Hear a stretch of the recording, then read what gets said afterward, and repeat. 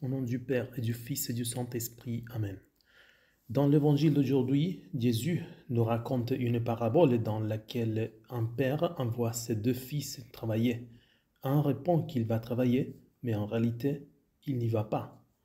L'autre dit qu'il ne veut pas y aller, mais il revient à la raison et fera ce que veut le Père.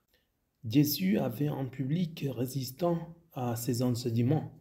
Il leur demande donc, lequel des deux fils a fait la volonté du Père? Bien sûr, ils ont dû répondre de la seule manière possible. Le second était celui qui avait fait le bon choix. Il accuse ensuite ses interlocuteurs en leur disant que des pécheurs, des publicains et des prostituées les ont précédés sur le chemin du royaume de Dieu.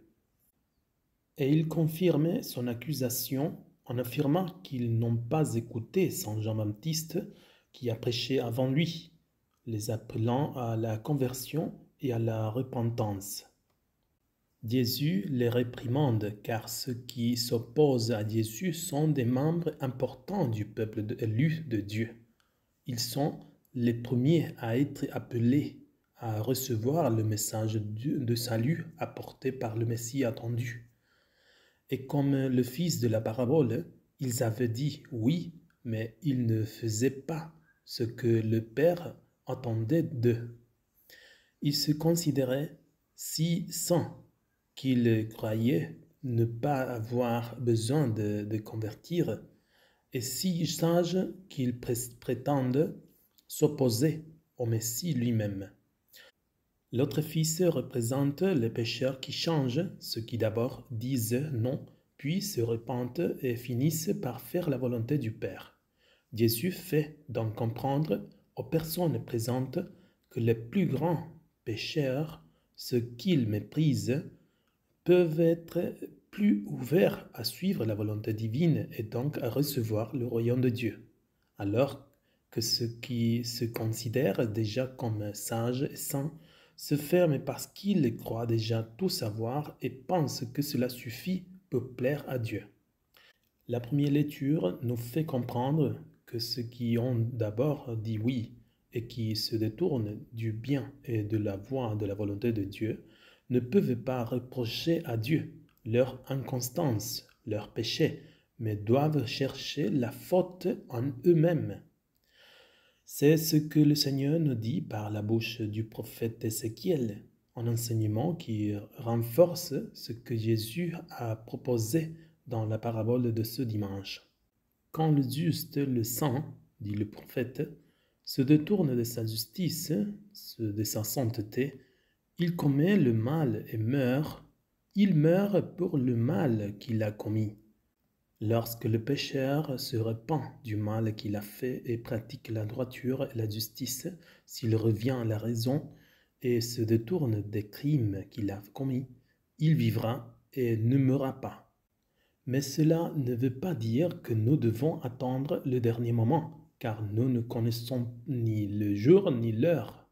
Saint Paul lui-même disait « Voici maintenant le temps favorable, voici maintenant le jour du salut ». Aujourd'hui, nous devons nous résoudre à travailler efficacement à notre salut. Et il ne suffit pas d'être fidèle pendant un certain temps. Il ne suffit pas de dire oui une fois.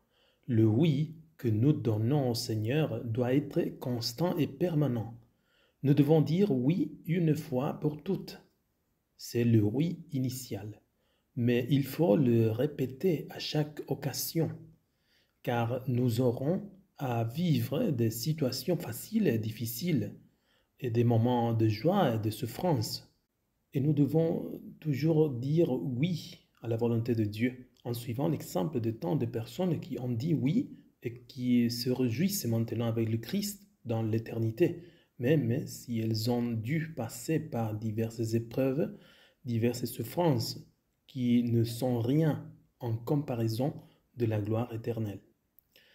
En d'autres termes, vivre dans la volonté de Dieu exige constance et persévérance jusqu'au bout, dans les bons comme dans le mauvais moment. Car tout concourt à notre bien Il suffit de discerner quelle est la volonté de Dieu à chaque instant, dans chaque permission divine, quelle que soit. Car il ne suffit pas d'être fidèle pendant un certain temps et de s'abandonner ensuite aux désirs contraires à l'esprit, en pensant que nous avons déjà suffisamment servi le Seigneur, que nous avons déjà acquis une place au ciel, car le Seigneur nous dit: celui qui tiendra bon jusqu'à la fin sera sauvé. Telle est notre espérance, et nous ne devons pas nous tromper ni nous laisser tromper par qui que ce soit. Nous devons être vigilants même si nous restons debout, car ils nous font constamment la guerre, le monde, le diable, la chair. C'est pourquoi le Seigneur nous avertit que celui qui se croit debout prenne garde de ne pas tomber. Et pour cela, l'appel qui nous est lancé ce dimanche dans les différentes lectures est fondamental.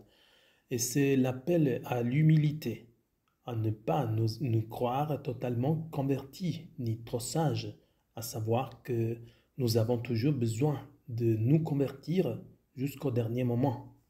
Et qui mieux que le Christ pourrait nous donner le plus bel exemple d'humilité pour qu'en cherchant à l'imiter, nous ne nous écartions pas de la volonté de Dieu.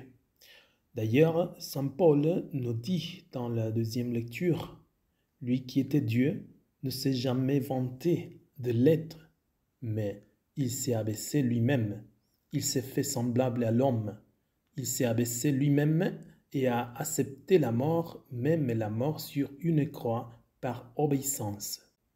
Que l'humble Nazaréen nous aide dans notre conversion quotidienne à dire oui au Père Céleste et que notre oui soit accompagné d'œuvres de conversion et en même temps qu'il nous aide à grandir dans l'humilité et la confiance totale en Dieu et la méfiance à l'égard de nos propres forces. Que la Vierge nous bénisse, au nom du Père et du Fils et du Saint-Esprit. Amen.